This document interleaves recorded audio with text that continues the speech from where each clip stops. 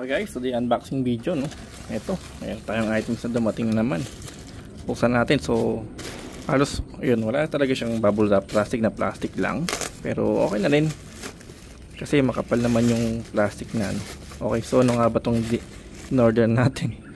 So meron tayong ano dito, reducer ano. Ayan po, 3x2 siya no. Ayan. So 3 inches yung pinaka opening niya. 2 inches naman yung exit niya. Ayan. Ito, reducer. And then meron tayong mga coupling dito no. Ayan. All goods yung coupling nito eh. Mura na, tapos ayan, may kakapalan din no. Saka makunat. Hindi malutong. Ito pa. Ayan. Ayan no. Solid no. Ayos.